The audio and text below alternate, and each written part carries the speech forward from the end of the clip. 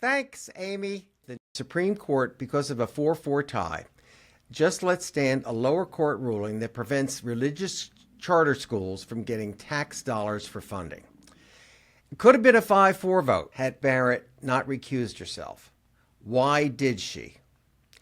Well, there is a reason, and that is because Barrett is close friends with the Notre Dame Law School professor who was an early legal advisor to the Catholic Church in Oklahoma, where the case was originally filed and subsequently heard and decided by the Oklahoma Supreme Court. This particular case was one of the most watched cases on the Supreme Court docket this year. There were 3 cases in particular, but this one stood out, I felt, because of the most blatant violation had the ruling gone the other way.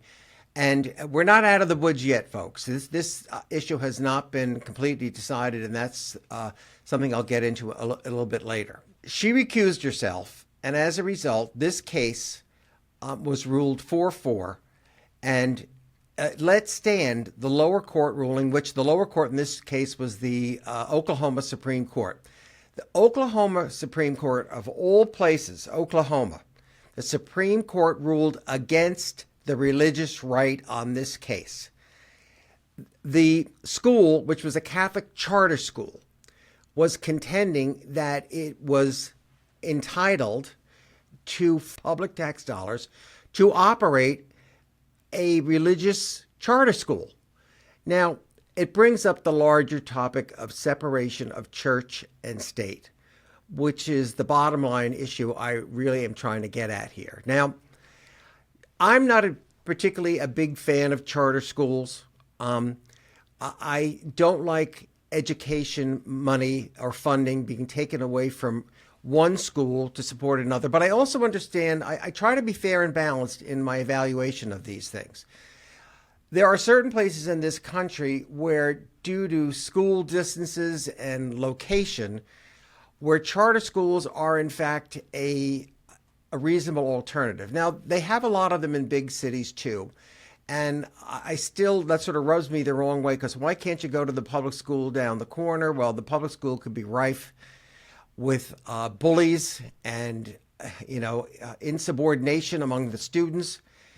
And I can understand how parents would want the freedom to choose a charter school where the rules and regulations are more like the private schools, where you either toe the mark or you face the consequences. Charter schools were created in the 1990s as an alternative to traditional public schools. They are funded with taxpayer dollars, but independently run.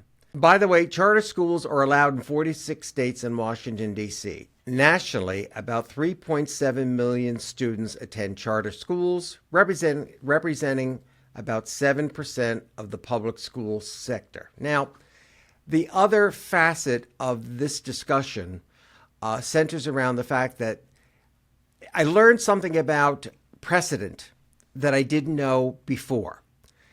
This ruling does not set a precedent, okay? Because technically, when the court is tied, it just lets standing the lower court ruling, in this case, the Supreme Court of Oklahoma.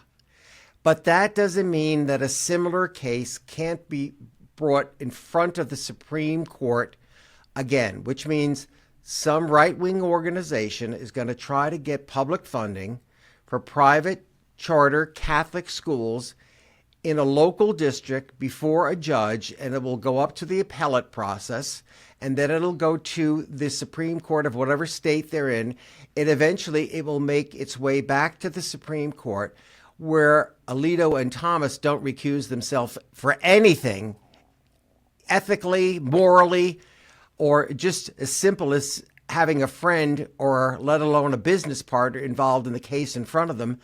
And so we have not seen the last of this yet.